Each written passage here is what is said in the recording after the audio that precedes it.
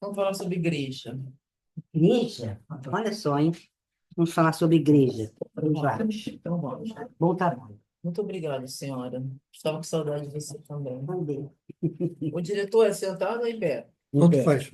Não fala em pé. Claro, não, a chefa mandou em pé, em pé. Não, é mais bonito, né? Todo mundo vê. Eu estava me vendo ali toda enquadrada, bonitinha, sentada. Eu não queria Ah, trabalhar com o tá. diretor, entendeu? Entendi. Mas eu dei, pronto.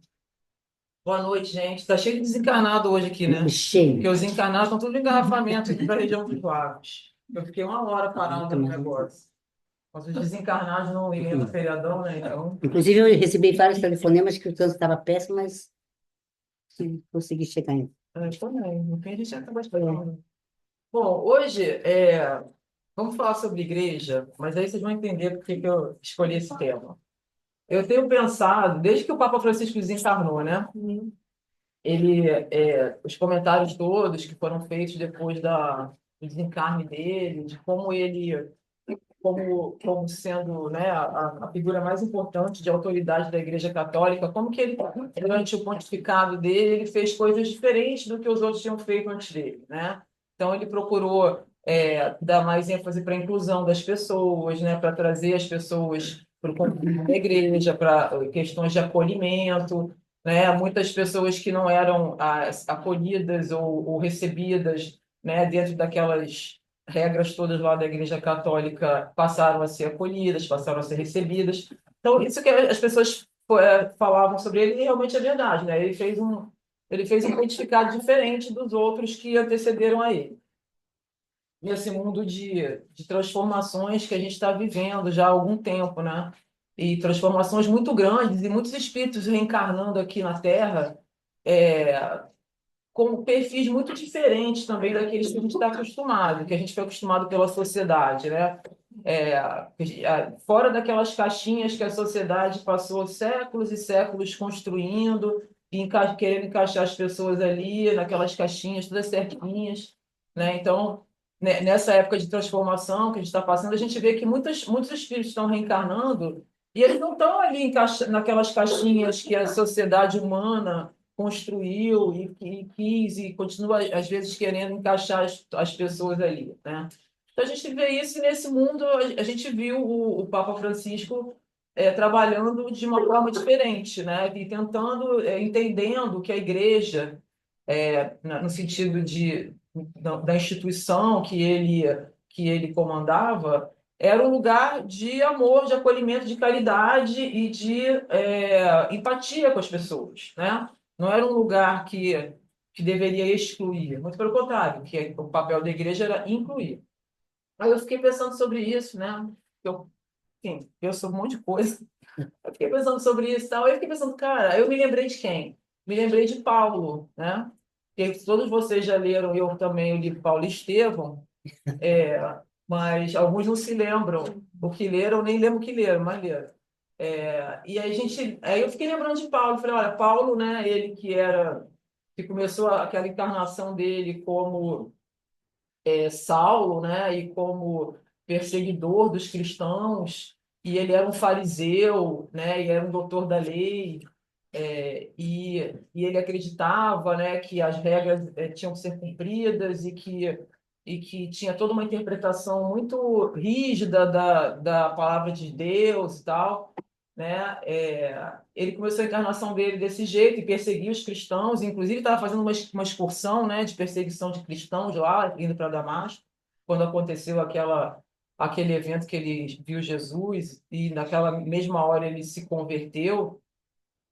E ele estava fazendo o que a gente costuma fazer, né? Porque vocês leram o livro, vocês sabem, não é nem spoiler que eu vou dar. Quando a noiva dele, a muito amada Abigail, desencarnou, ele botou a culpa em Jesus. Por quê? Porque ela já tinha se convertido ao cristianismo através de uma pessoa, que era Ananias, né? E aí ele ficou revoltado, achou que a culpa era de Jesus e quem tinha falado aquelas besteiradas toda para ela era Ananias. E ele falou: vou fazer uma excursão. Onde é que está Ananias? Está em Damasco. Vou lá fazer uma excursão, eu vou matar esse cara e mais todo mundo que eu conseguia prender e tal, porque eu tô contra esse negócio que levou a minha amada embora da minha vida. Aí lá foi ele. Na hora que ele estava chegando lá, todo mundo reconhece a história, né? Teve uma visão de Jesus e tal. Se converteu naquela hora e uma das coisas que ele fez, então, durante o resto da encarnação dele, foi trabalhar para fundar igrejas, né? Que naquela época, na visão dos cristãos daquela época, que nem eram chamados de cristãos ainda, a gente vê até, acho que no livro Paulo Estevam fala isso também, que a partir da igreja de Antioquia, né, foi a primeira vez que as pessoas passaram a se chamar de cristãos, mas a ideia era formar núcleos, né, para onde as pessoas pudessem conhecer os princípios que Jesus tinha deixado para nós, né, e praticar aqueles princípios. Então, uma das coisas que ele fez, depois que ele ficou 3 anos no deserto, você já conhece essa história também, né?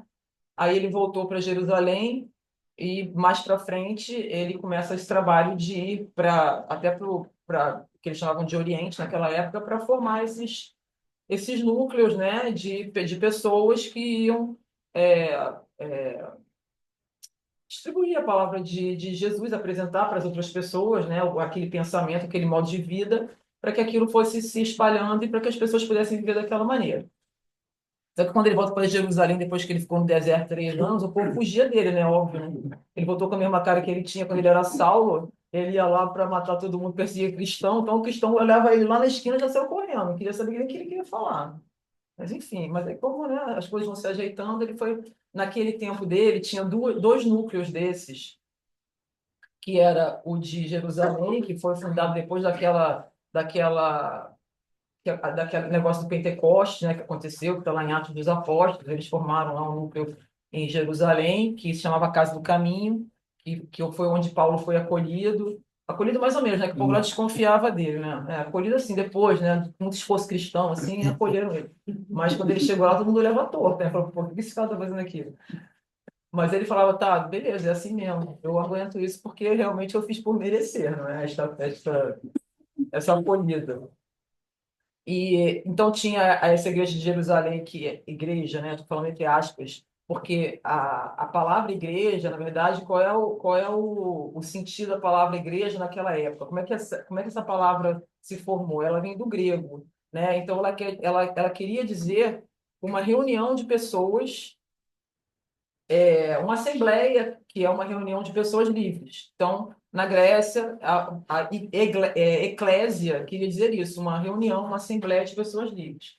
E era essa palavra que começou a ser usada, né? Eclésia e tal, que eram no começo, né? Desses núcleos que depois passaram a se chamar de cristãos, era uma reunião de pessoas que estavam ali numa assembleia, numa reunião, para falar sobre Cristo, para falar sobre o que aconteceu, para falar sobre o cristianismo, sobre os princípios todos. Aí vocês estão pensando, o que isso tem a ver com a gente? Mas eu vou chegar lá. Calma. Vocês não estão vendo Vale Tudo de novo? Já viram uma vez, estão vendo de novo. Então, pronto. Vou chegar lá no negócio. E aí, dentro desse meu pensamento, que eu fiquei pensando nisso, né? Fiquei lembrando, falei, poxa, Paulo, né? Naquela época do cristianismo primitivo, e aquelas pessoas que estavam com ele naquela época, foram fazendo esses grupos e tal, né, para poder falar sobre Jesus e poder aplicar e viver aqueles ensinamentos. Como é que o negócio foi descambar para terminar? Não estou falando só da Igreja Católica, não, estou falando até da gente mesmo, dos espíritas. Para terminar em algumas situações como uma coisa totalmente diferente disso, que era a ideia original da eclésia, que era apenas uma reunião de pessoas que estavam ali livremente para falar sobre alguma coisa. E aí, eu estava pensando sobre isso, Sara me falou que tinha terminado a obra aqui e que a gente ia voltar para o presencial, né? Aí ela falou assim, você não quer fazer a palestra de quarta-feira? Eu falei, não posso, mentira, depois eu dei um jeito e pude, tanto que eu estou aqui.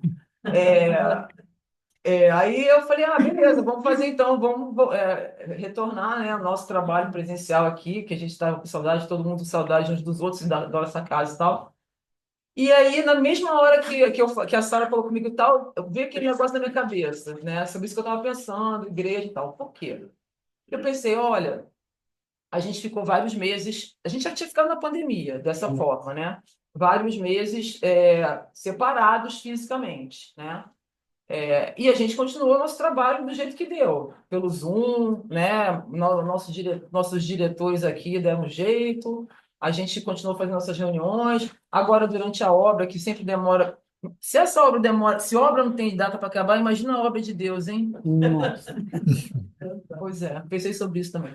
tá. Também pensei. Então, durante a obra, que demorou mais do que o previsto, porque as obras são sempre assim, a gente também deu um jeito, a gente se encontrava às terças-feiras, tinha palestra, tinha nossas orações e tal. E aí, então, nesse retorno à nossa casa aqui, né, e que para nós espíritas, o nosso centro espírita não tem um caráter de templo, não tem um caráter de local onde nós precisamos forçosamente estar para poder professar a nossa fé e poder colocar em prática, né, o nosso modo de vida, que é baseado no que Cristo ensinou quando esteve aqui na Terra. Mesmo assim, a gente tem apego e a gente sente falta, né, desse lugar onde a gente se encontra, para onde a gente vem naquele horário para fazer isso que a gente está fazendo aqui, que era o que a gente fazia cada um na sua casa, mas com saudade dos outros. Nada de mal nisso. Mas não é necessário que isso aconteça para que a gente possa continuar sendo uma igreja no sentido de que nós somos um grupo de pessoas encarnadas e desencarnadas que estamos sempre reunidos livremente, está todo mundo aqui porque quer, ninguém veio arrastado. Às vezes a gente vem arrastado simbolicamente, né, meio figurativamente, porque o negócio chega num ponto que a gente fala, pô, vou lá para ver se dá um jeito nessa minha vida louca. Mas, enfim, estamos aqui todos, né, livremente nos reunindo para falar sobre os ensinamentos de Cristo, sobre a obra de Kardec, é, mas não temos necessidade disso, como ninguém tem necessidade disso, de um lugar físico para estar, né? Mas é muito bom, porque a gente também, a gente se renova, né, no convívio, nas amizades e tal, e aqui é um lugar que é preparado para as nossas reuniões, né, energeticamente falando, tem toda uma preparação e tal. E assim, na época de Jesus, né, na época que Jesus andou aqui na Terra, já existiam os templos, né? Existiam, no lugar onde ele encarnou, existiam os templos, as sinagogas, que eram locais físicos onde havia a prática religiosa, né?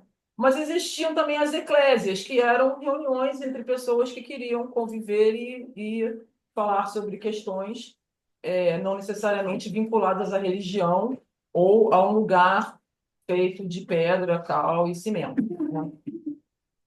Só que com o passar do tempo, né, de lá para cá, igreja é um termo que o sentido dele foi se modificando por nós, os seres humanos, que temos esse dom de modificar coisas, muitas para melhor e muitas para pior também. Nesse caso, na minha opinião, a gente foi modificando o sentido da palavra igreja, do termo igreja, do que a gente entende como sendo igreja, a gente foi modificando isso para pior. A gente foi colocando exigências e regras e procedimentos que não são necessários para a gente fazer o que a gente precisa e quer fazer, né? Que é estarmos reunidos em nome de Jesus, que ele bem falava, ó, quando tiverem duas ou mais pessoas reunidas em meu nome, estarei entre eles. Ele falou, quando tiver duas ou mais pessoas reunidas em meu nome, numa casa, numa igreja, num lugar, num não sei o quê, que tenha uma hierarquia, que tenha regras de vestimenta, que tenha... Ele não falou nada disso, ele falou, reúnam-se em meu nome e eu estou entre vocês, né? Só que a gente foi deturpando tudo isso, né? E conforme o tempo foi passando, conforme a humanidade foi caminhando, a gente foi transformando essa ideia de igreja para um templo, né? Uma edificação que é dedicada ao culto religioso. Hoje em dia, você não fala em igreja, ninguém pensa em outra coisa a não ser isso, uma edificação onde existe um culto religioso, de qualquer religião que seja, que esteja inserida nessa ideia, né, de igreja. E aí, voltando a Paulo, né? Paulo, porque ele recebeu de Jesus essa missão, né, de ir espalhando, né, o evangelho, que era a palavra de Jesus, para todos os lugares, em que inclusive nunca tinha, começou ali onde já se conhecia, né, onde já se falava sobre isso, depois ele foi para outros lugares onde nem se falava ainda sobre isso. E aí, ele começou, como eu falei, né, lá em Jerusalém, na Casa do Caminho, e depois ele foi para Antioquia, que é uma cidade onde já tinha uma eclésia, né, onde as pessoas que ali em Antioquia começaram a se chamar de cristãos, porque se reuniam em nome de Cristo para falar sobre, né, os ensinamentos, os princípios que ele deixou para nós. É, fica na Síria, né, essa cidade. E ele foi para Antioquia para continuar esse trabalho de pregação, né? Porque lá eles não tinham problema de dinheiro. Olha que coisa boa. Que É, beleza. lá a igreja, né, a eclésia lá, onde os cristãos e convertidos e pessoas que queriam entender mais sobre esses princípios de Cristo se reuniam, eles não faltava dinheiro, porque tinha muita gente que estava ali que contribuía mesmo, então eles não tinham problema de grana, não precisavam ficar mendigando assim um dinheiro para pagar o boleto da luz no fim do mês, não precisava. E aí, Paulo foi para lá, por quê? Porque ele achava, e ele foi recebendo, né? Ele tinha contato lá direto com o Senhor, e ele era um cara inteligente, né? E que ele pensava, ele refletia. E aí ele foi levado para lá, no sentido de que foi para lá, porque lá era um lugar que não tinha não tinha esses problemas de ordem material, muito pelo contrário, né? Mas estava precisando, como fala no livro Paulo Estevão, não faltava recursos para o custeio da obra, né, dessa obra que eles estavam tentando edificar lá, mas escasseavam os legítimos trabalhadores do pensamento. Ou seja, as pessoas estavam se focando, já estavam começando a se, se voltar mais para essa questão. Lógico, existem necessidades materiais. Muitas pessoas iam para lá com fome, precisando de amparo e tudo, tem que ser assistido. Mas as pessoas de lá estavam começando a dar mais ênfase para essa parte do que para a outra, que era a principal e mais importante motivo pelo qual aqueles núcleos foram fundados, aquele núcleo tinha sido fundado, né? Então, Paulo, que era um cara, que era um trabalhador, ele era um trabalhador braçal, mas ele também era um trabalhador do pensamento, ele foi para lá para começar a conversar sobre essas coisas e ver se dá para fazer aquele ajuste para que a coisa andasse do jeito que tinha que ser, né? Então, e depois de Antioquia, ele foi para Corinto, isso tudo está no livro Paulo Estevão que vocês já leram, né? Foi para Corinto para fazer a mesma coisa, existia essa contradição, como existe hoje, existia naquela época, como hoje ainda existe, que era entre a necessidade do pão de dar pão para aqueles que têm fome, né? De dar um bálsamo para aqueles que precisam de um bálsamo tanto para o corpo quanto para o espírito, né? Que as pessoas procuravam precisando de um alimento ou de um refrigério para um espírito sofrido, para uma alma atormentada, mas também para as doenças do corpo e para a fome. E isso acontecia, eram acolhidos e tal. E, de outro lado, a rispidez, né? A intransigência dos preceitos, que muitas vezes eram tirânicos, né? E Paulo conhecia isso muito bem, porque ele era fariseu, e antes de ser Paulo, né? E ele era doutor da lei, e era assim que eles entendiam, e era assim que eles, na cabeça deles, praticavam a lei divina, era com essa rigidez, muitas vezes com tirania, o monopólio da interpretação da palavra de Deus, o monopólio era deles, então eles é que sabiam o que Deus quis dizer quando ele disse tal coisa, o que Jesus, depois, né, nesses núcleos, as pessoas estavam indo, a gente é que tem legitimidade para dizer o que, é que Jesus quis dizer com isso, como é que aplica esse negócio, né? É, e aí, então, ele foi também para isso, né? Para tentar contornar isso que já estava se formando nesses agrupamentos. E aí, depois ele fez 4 viagens, né? 4 grandes viagens, isso está descrito no livro também. A última viagem foi para Roma, inclusive, para ir lá, né? Tanto fundando núcleos novos, quanto para os que já existiam, para ir explicar e trabalhar lá e mostrar essas coisas todas que a gente está falando aqui. Então, assim, de um modo geral, né, no Novo Testamento, quem lê a Bíblia e a gente que lê o Evangelho segundo o Espiritismo e tal, igreja, né, na concepção deles, dos primeiros grupos cristãos, era um lugar era uma forma, era um lugar que não necessariamente era uma construção, mas uma oportunidade, era um lugar de exercício da fé. Era isso que eles iam fazer lá. Por isso que Kardec fala também, né, nas obras dele, que o Espiritismo vem resgatar também o cristianismo, né? A base do cristianismo, como era no tempo de Jesus, nessa questão. Porque, assim, as pessoas se juntavam, em princípio, para exercer a sua fé, né? E tanto é que dizem que na igreja de Antioquia que o clima era maravilhoso, que lá as pessoas se reuniam e era só para isso mesmo, e faziam reuniões, e quem entrava lá sentia a energia, como era bom, porque eles estavam focados nisso. Depois é que a coisa começou a desandar um pouquinho, né?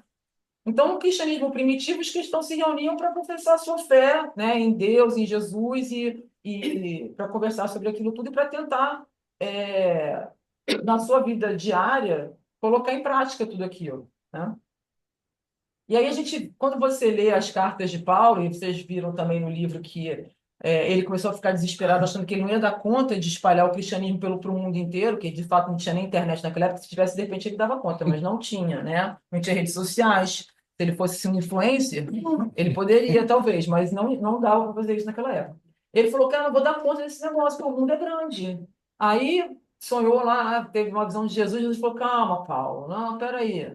Vamos fazer o seguinte, começa a escrever umas cartas. Você não precisa chegar a falar pessoalmente para todo mundo as coisas. Não precisa estar lá em todos os lugares. Você pode escrever e enviar, né? E aí Estevão vai ficar do seu lado, que vocês sabem muito bem que Estevão, o que aconteceu com ele, não vou contar. Quem não leu, esqueceu, vai ler.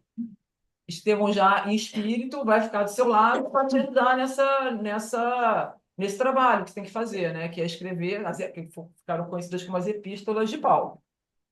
E aí a gente vê nas cartas dele essa questão da igreja, né?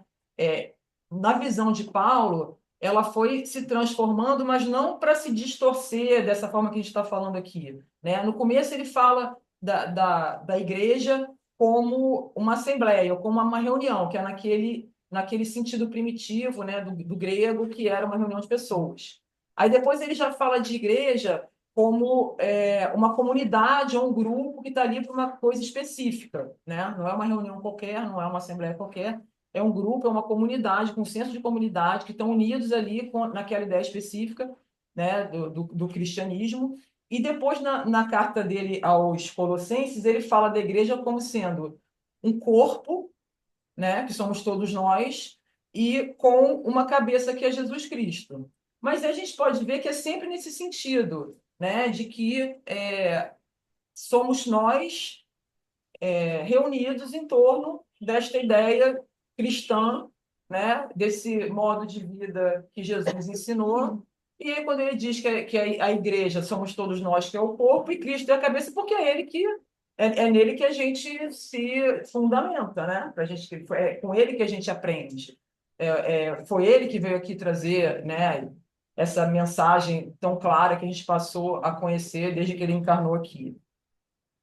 Então, assim, e como Saulo era fariseu e os fariseus eram muito apegados àquelas práticas exteriores, né? Aqueles cultos, o cara não era uma coisa interna, né? Ele tinha aquela coisa da prática, da religião para todos verem. O que, na verdade, também não é necessário, né? A gente sabe que, assim, falando disso, a gente pode praticar dentro de nós, ninguém nem precisa saber. Quando precisam saber, a gente vai lá e faz o nosso trabalho, que às vezes é de fazer o que eu estou fazendo aqui, falar, né? Mas a gente não precisa fazer isso o tempo todo também. A nossa prática pode ser interna. E normalmente a mais difícil é a interna, porque falar, qualquer um chega aqui e fala. Agora, a prática interna da gente ir buscar em nós o que precisa ser trabalhado, o que precisa ser transformado, o que em nós não tá de acordo com as leis divinas que a gente já conhece. É essa prática que é a prática mais difícil, que é a que a gente veio fazer aqui. E de quebra também faz parte a gente, né?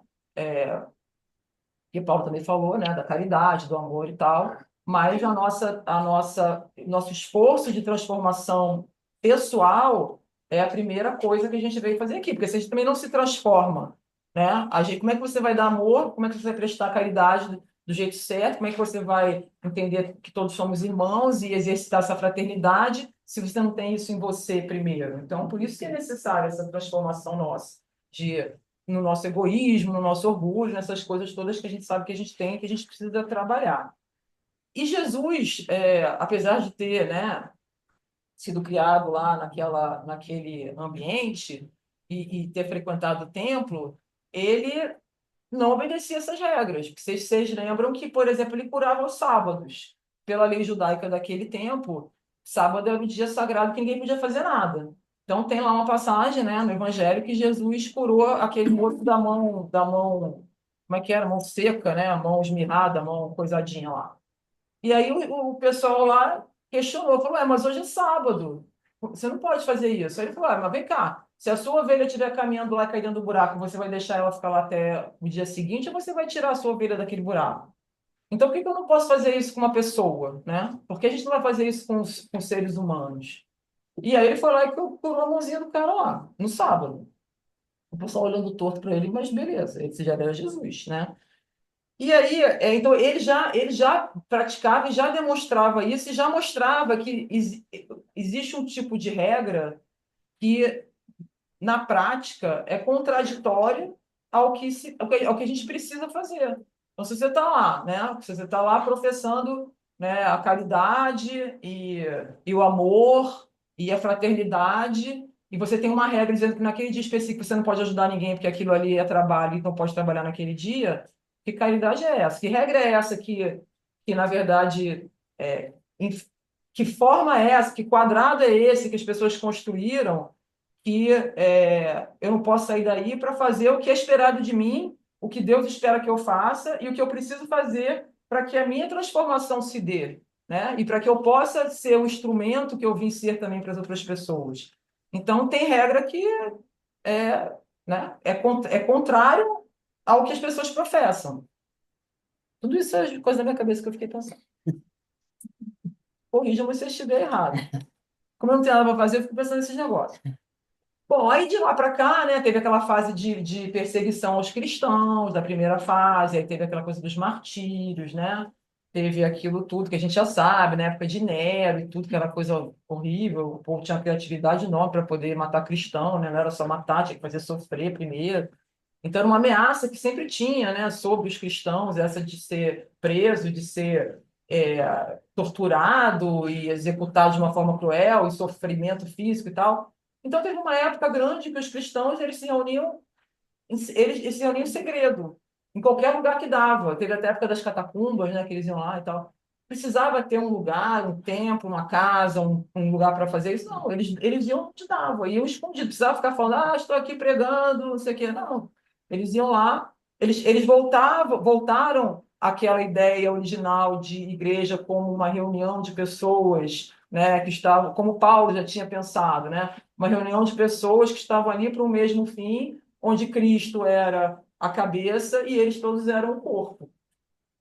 Então, eles mostraram, inclusive, que não era necessário, né, toda aquela prática rígida, todas aquelas regras, todas aquelas exigências de locais e enfim, não precisava, né? Então, eles se encontravam lá. E aí, o que acontecia ali? Era uma irmandade. É isso que a gente tem, mesmo quando tem obras aqui, né? E mesmo que durante a pandemia também a gente tinha, ainda que a gente não tivesse com a presença física uns dos outros. Mas eles se reuniam lá, era com um sentido de irmandade, era com sentido de fé, era com sentido de caridade, né? Era nesse sentido. Mas com o tempo, né? Como o ser humano já vai melhorando umas coisas e estragando outras, foi meio que estragando essa parada. Foi estragando, teve muitos séculos, né? Foi se dedicando assim bem, com o tempo. Ser humano com o tempo pode fazer coisa boa, mas pode fazer coisa ruim também. Com o tempo de sobra, né? E aí, o que aconteceu? Surgiram 1.500 milhões de interpretações diferentes do que estava escrito ali, do que Jesus quis dizer, do que Deus queria que a gente entendesse, né? Interpretações doutrinárias, foram surgindo correntes de fé. O que o povo gosta, a humanidade gosta de uma corrente, né? Uma corrente A, B, C, D. Vamos criar umas correntes para fazer uma confusão danada, porque o importante mesmo a gente não está vendo. Então, várias correntes, várias interpretações, né? E eu não estou falando só da Igreja Católica, não. Estou falando, né, da maioria das denominações religiosas e das correntes, né, religiosas de lá para cá. Aí foi criando regras, aí o ser humano foi criando liturgias, foi criando ritos, foi criando preceitos muito rigorosos, que se não fossem obedecidos, você não tinha direito de participar daquela reunião, né? Foi misturando isso tudo com questões de poder, utilizando tudo isso como instrumento político, e aí o negócio, né? Eu ia, eu ia falar, diz, não sei o quê, mas eu falei, não, mas alguém falou, não foi a Cláudia, não. O negócio degringolou, né? De lá para cá. E foi se afastando cada vez mais da mensagem cristã. E eu comecei a pensar tudo isso porque eu comecei a pensar quando o Papa desencarnou no lance da Igreja Católica, né? Como que saiu daquilo que Paulo começou a fazer naquela época e virou um negócio que é cheio de ouro, de não sei o quê, e política, e não, aquelas coisas loucas todas, né? Porque o povo teve tempo para fazer isso, né? Foi lá, botando a mente, foi lá, foi lá, foi lá. Mas eu pensei sobre a Igreja Católica, porque quando o Papa desencarnou, como eu já falei, o que foi dito sobre ele é que ele estava fazendo um trabalho contrário a isso, ele estava querendo fazer o caminho de volta. E ele fez muita coisa para isso. O caminho que ele queria fazer era que a Igreja voltasse a ser, de alguma maneira, passo a passo, pouco a pouco, um lugar em que as pessoas simplesmente eram acolhidas, né? E estavam ali professando a sua fé com caridade, com fraternidade, com amor, todo mundo ali, não interessa como é, o que é, o que pensa, todo mundo tem o seu lugar de acolhimento sem julgamentos e sem regras dizendo quem pode e quem não pode. E quem vai ser salvo, quem não vai ser salvo. E quem tem chance, quem não tem chance, né? Então, assim, esse afastamento da mensagem cristã, que a gente chama de cristianismo primitivo, que é cristianismo redivivo, que é o que a gente persegue, ou deveria estar perseguindo, por meio da doutrina espírita, né? Que Kardec fala isso muito claramente, depois tem muita literatura sobre isso, né, e tal. É isso que a gente deveria estar fazendo e nos esforçamos para fazer, mas às vezes a gente dá uma rateada.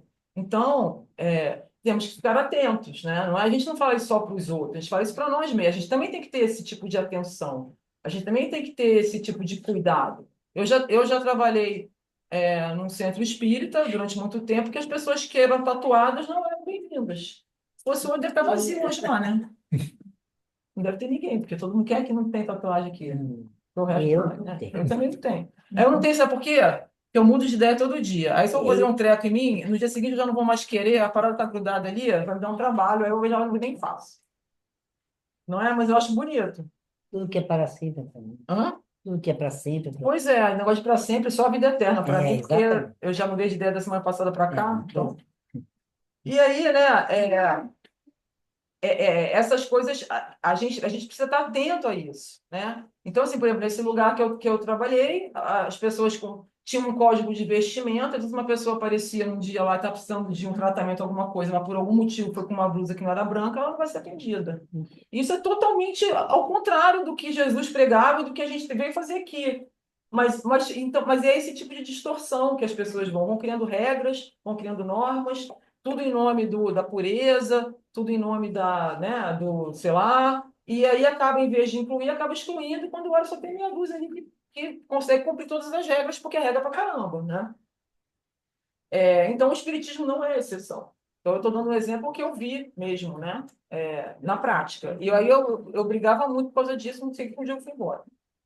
Não, sabe? Não, porque isso aqui não tinha jeito, né? Fazer o quê? Eu vou ficar aqui? Eu vou aqui. Mas demorou, mas eu fui. Aí eu vim para cá. Aqui a gente pode entrar com tatuagem. A gente pode vir de blusa vermelha, preta, amarela, laranja, azul. Bom, voltando. Então, o nosso esforço, né, é na prática desta palavra, é na prática desse ensino, é na prática dessa busca de um dia conseguirmos ser capazes de ter esse amor é, incondicional que a gente fala. O que é o amor incondicional? É um amor que não tem condição. Você não fala assim, eu vou amar você se você for do jeito que eu quero. Eu vou amar você se você agir do jeito que eu acho que é certo. Não, eu só vou te amar se você tomar a decisão que eu acho que é melhor para você. Eu acho que é melhor para você. Isso é um amor condicional. Eu só te amo se você preencher as minhas condições. Então, o nosso trabalho aqui é um dia sermos capazes de amar sem condições. Mesmo que a gente, às vezes, não entenda o outro. Às vezes, e mesmo que a gente tenha dificuldade de aceitar alguma decisão, de alguma coisa, mas assim, se Cristo fosse fazer esse tipo de funil, né, lá de filtro, Aí o evangelho ia ser 3 páginas só, né? Porque ele não ia fazer nada, ele vinha, encanou, desencanou. Porque, né? Ele fazia o quê? Ele falava com todo mundo, né? Ele ajudava todo mundo, ele atendia todo mundo, não interessa, era a prostituta, era o bandido, era não sei o quê. Se ele fosse ter essas regras todas, o amor em condições, o evangelho ia ser tipo umas 2 páginas. A gente nem ia estar falando dele, né? Porque ele ia ser igual a todo mundo. Né? Então, assim, o nosso esforço é esse. Exatamente, é fazer esse caminho de volta, né? E às vezes a gente se pega muito. Tem gente que fala, né, nem vou falar o que as pessoas falam, porque, cara, é tanta coisa louca. Nem vou perder meu tempo com isso. É Tem mesmo? gente que fala coisa louca. Então, quando você vira um negócio louco, mesmo dentro né, da nossa seara espírita, eu sempre lembro do que me ensinaram, até foi meu ex-marido, isso daí eu dou esse crédito para ele, que quando eu estava fazendo concurso público, ele falou: no dia que você não souber a resposta para alguma questão, você vai pelos princípios. Porque mesmo que você não consiga responder especificamente o que te perguntaram, se você for pelos princípios, você não vai estar errado. Você pode, de repente, dar metade dos pontos. Então, assim, na hora que eu vejo um negócio maluco desse, ou que eu estou na dúvida, eu volto para os princípios. Qual é o princípio básico? Né? Quais são os princípios básicos do cristianismo? O que que Cristo ensinou para a gente? Então, é esse caminho de volta que a gente tem que fazer. Né? E aí, eu separei um pedacinho, só já terminando, já está na hora, né? Mas eu vou olhar quantos meses que eu estou sem falar aqui. Bom, se é pelos meses todos, vocês podem começar a tirar o travesseiro. Não trouxeram uma mica? Melhor. Tá. Melhor. Não, mas só tem 2 folhas, ó. Então, eu separei um trecho aqui do Evangelho segundo o Espiritismo, no capítulo. Deixa eu ver o nome do capítulo aqui. No capítulo 15, que é Fora da Caridade não há salvação. Começa com aquela parábola, com aquela história do bom samaritano. Aí no item 3, Kardec fala o seguinte: toda a moral de Jesus se resume na caridade e na humildade. Esses são os princípios que eu falei. Está na dúvida? Vai lá no item 3 do capítulo 15 do Evangelho segundo o Espiritismo. Toda a moral de Jesus se resume na caridade e na humildade. Ou seja, nas duas virtudes contrárias ao egoísmo e ao orgulho.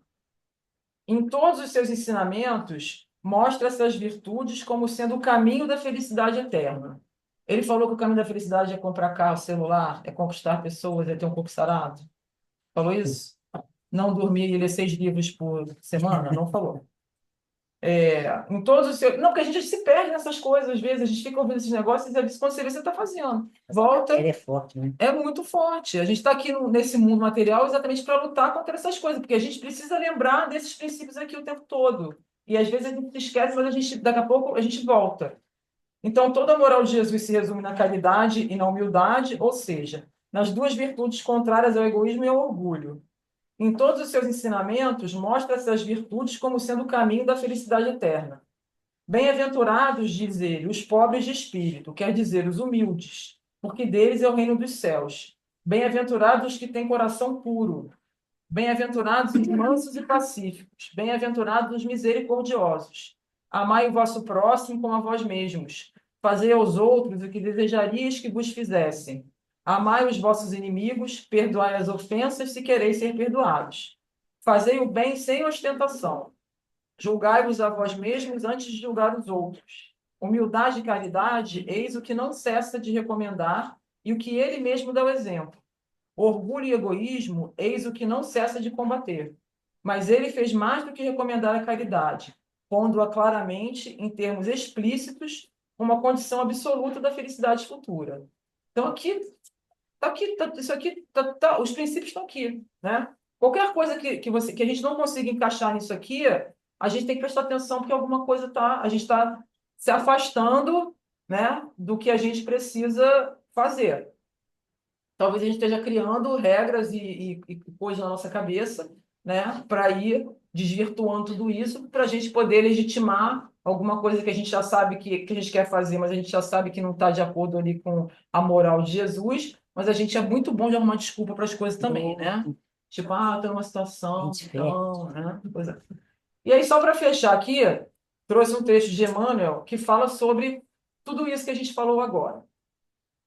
Assim, é porque a gente fica perguntando, pô, mas então que dia, que horas, que a gente vai saber disso, né? Que horas, então, que o Evangelho de Jesus vai tomar conta do negócio do planeta todo?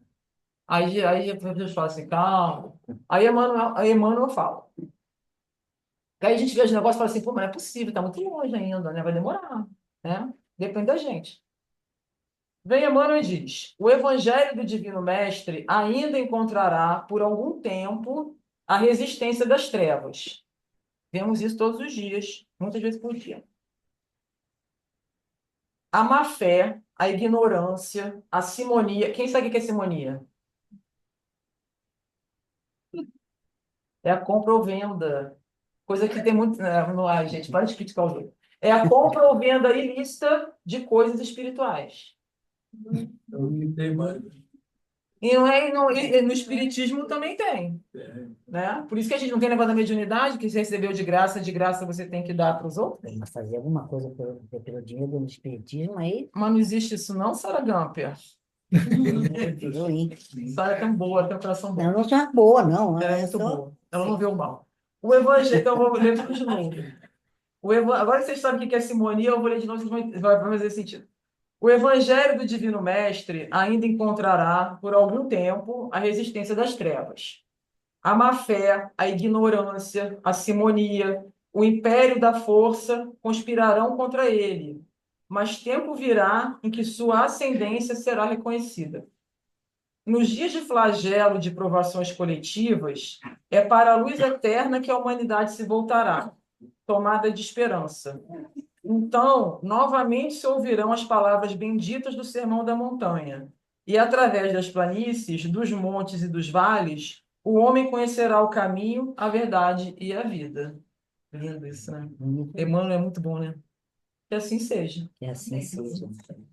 Que assim seja.